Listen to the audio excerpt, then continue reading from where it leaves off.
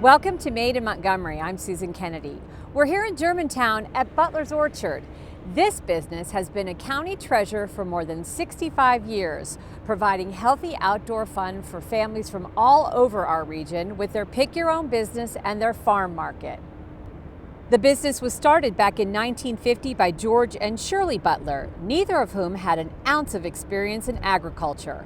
Today, Butler's is probably one of the best-known farms in the metropolitan region. How are you? Good to see you. Good to see you, too. Recently, council members George Leventhal and Hans Reamer paid a visit to Butler's, where they caught up with Wade Butler, one of the farm's owners, to find out how they've been able to be successful as so many farms across the country have ceased operating. Well, Wade, you're one of the pillars of our local agricultural community. How many generations of Butlers have been doing this business? I'm the second generation. My mom and dad started in 1950. My children are coming along and be the third generation here at Butler's Orchard. So one of the things we hear a lot is that it's very difficult to get the young generation to stay in farming. I mean, there's a lot of distractions. There's a lot of other opportunities. So how hard has it been for you to get your kids to stay with the family business? You know, I think that we've been very fortunate at Butler's Orchard. I have three children. All three are involved here in the farm at this opportunity, at this point in time right now. They all see opportunity here. They all want to be here, and you know, of course, as a parent, you don't want to push something on your child that they don't want to do. So the fact that they all were involved and enjoyed their life, and I guess I didn't push them too hard as kids and didn't make them work too hard when they were younger, that they enjoy being here. And so we're very fortunate that they want to be here and they want to farm, and they're really happy to be a part of something. After an unsuccessful start growing peaches, George and Shirley Butler turned their interest to strawberries. That commodity took off and gave way to one of the very first pick-your-own strawberry farms, not just in this region, but the country. From there, the list grew to more than 10 options of pick-your-own. Want to try one? I'm gonna try one. Just try this one. The end goal is to have something to pick at Butler's Orchard year-round. This is new to me. Pretty interesting, I think. The farm has a very successful Christmas tree season that started in the 70s. Butler says this region is an ideal location for a business like this. They see that too. Are there benefits to being a farmer when you're really inside of a metropolitan region? I mean, you're not really that far from a very large population of people. How does that affect what you're doing? Yeah, the sword cuts both ways. It's nice to have open areas if you're a crop farmer, grain farmer, and doing that type of thing. You really don't want a bunch of commuters on your road, and you don't want a bunch of neighbors that maybe don't like some of the things you're doing. Our business, you know, fruits and vegetables, pick your own opportunities. We need that. 1 million people now in Montgomery County and 8 or 9 million in the DC metropolitan area. So for our type of business, which we've evolved into over the years, you know, it's right up our alley. So we're growing 17 acres of blueberries and 15 acres of strawberries and cherries and raspberries, a lot of acres of a lot of different crops. All goes pick your own because we do have a great source nearby us of folks that want to come out to the farm and they want to pick their own stuff and show their kids how things are grown. Honeycrisp apples, that's what Wade says. It says they're delicious and sweet, so I'm just following Wade's advice. It's the thing that everybody wants right now. Getting the real sweet apples. And they've had to reinvent themselves over the years. Butler's Orchard markets not only to locals, but to tourists as well. Today, not only can you pick your own fruits and vegetables, but you can experience agriculture and entertainment at the same time. I've heard the term agritainment used to describe this. Is that a term that you adopt? We do. Agritainment means that we're getting people out on the farm and we're giving them something to do other than maybe picking fruits and vegetables. So this open air, yeah, we have a slide that they can go down, and there's a little picnic area and there's a playground area. And just about anything you do here at Butler's Orchard, we're going to put you on a wagon with a tractor for a hayride. The establishment of the county's agricultural reserve, the #1 farm protection program of any kind in this country, has helped Butler's Orchard continue to generate and contribute capital to Montgomery County's economy. There's a lot of pressure for development. Land values are high. It's not easy to earn a living as a farmer. It's complicated. Weather conditions, you can lose a whole year and it can really set you back. What do you see as the future of Montgomery County's agricultural reserve? Well, certainly was a lot of foresight back in the early 80s when 93,000 acres went into the ag reserve. So one house per 25 acres. You know, we were very fortunate here in that my parents owned 60 acres and we were renting the adjoining 220. and the zoning changed, and the 220 acres above us went from several $1 million for the whole deal to much less, and we were able to afford that and buy it at the time. So we went from 60 acres to 280 acres when the Ag Reserve went into effect. So it really worked for us. My parents were looking in Pennsylvania and Virginia and further west in Maryland for a farm because the prices were so high couldn't afford to be here. But now with the Ag Reserve and the fact that the county hasn't broken that bond, that all the land that's been in the Ag Reserve really has stayed in. Folks that were holding on to some of those farms thinking, well, it'll change and I'll be able to develop one house on every 2 acres. That hasn't happened in the 20, 30 some years that it's been. And being a local business means a lot to the Butlers. The opportunity for them to come and really see, how things grow. Where else can you do this kind of thing?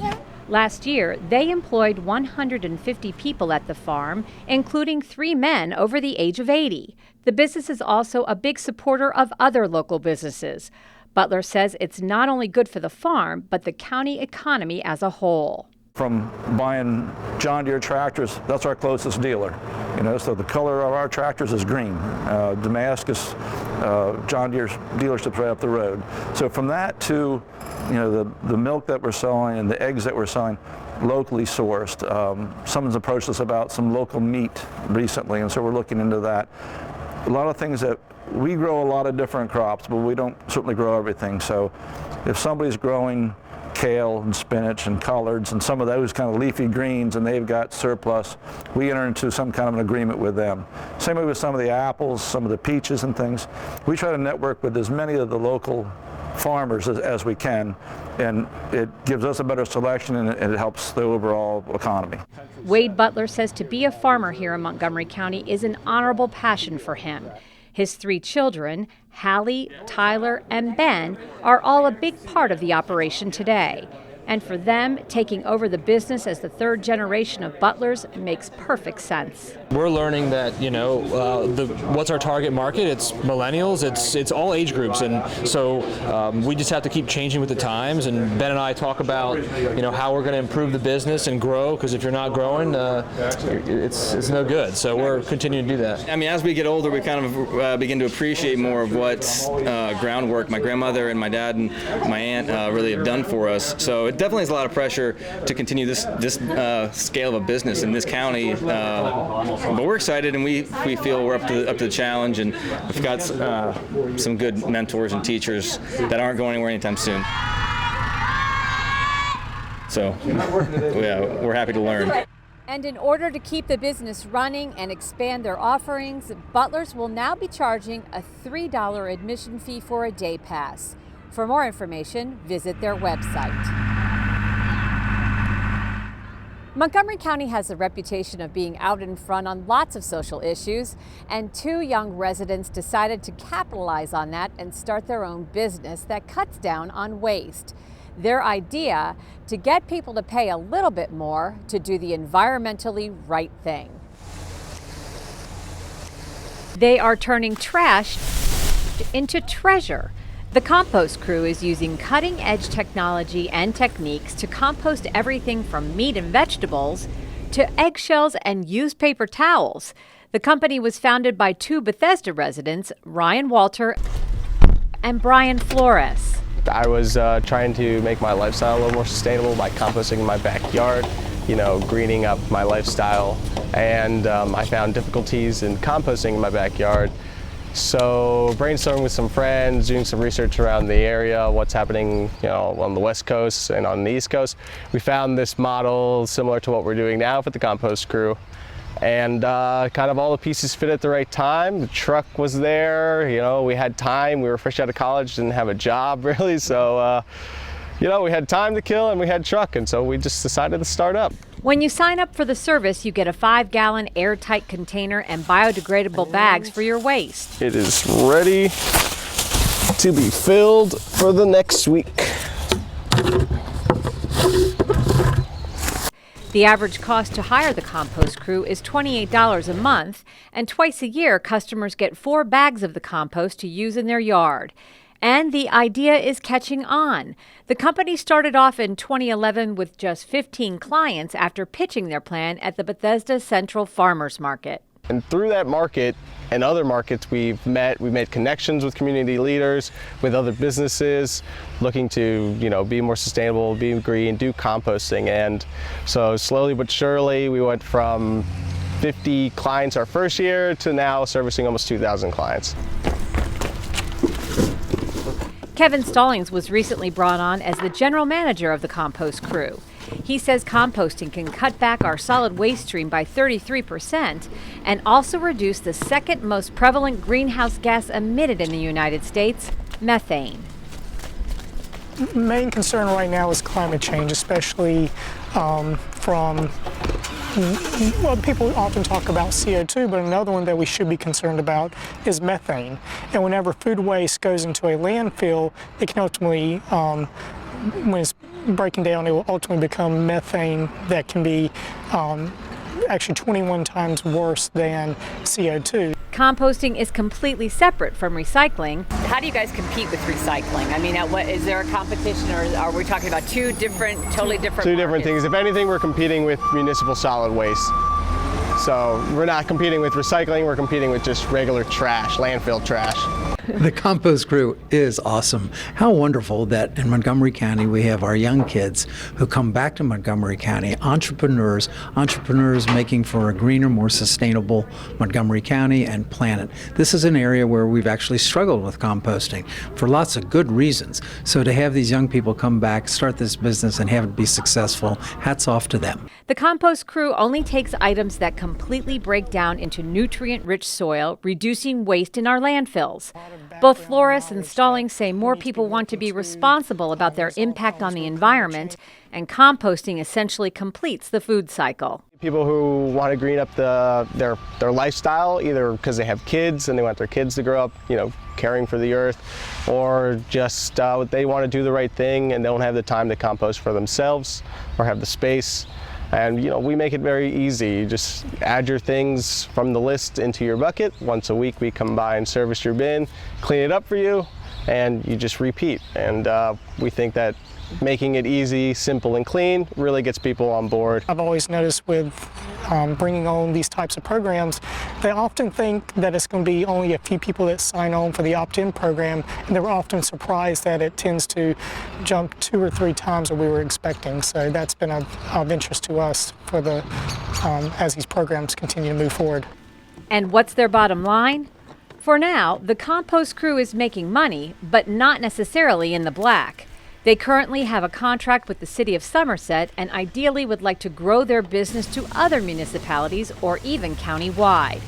But for now, these homegrown young men are content to be making a difference right here in Montgomery County. Being from Montgomery County, this is great, coming back here and being able to make change in your own community. And it's been received well, so that's even better.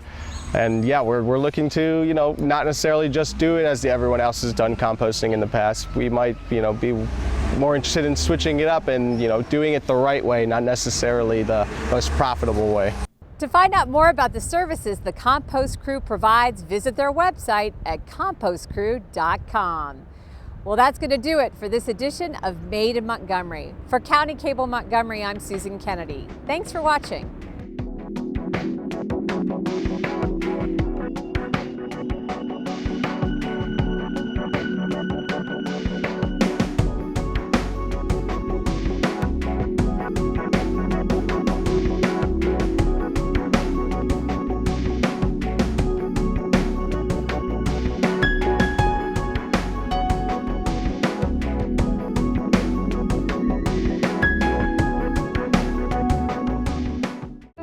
Here's your check.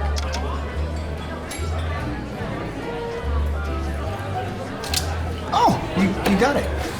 Since I got rid of my car, I really enjoy walking. Okay. Got it. Getting pulled over for buzz driving could cost you around $10,000 in fines, legal fees, and increased insurance rates. Oh, you're home early. You live with your mom? That'll set your game back a few years. Buzzed, busted, and broke. Because buzz driving is drunk driving.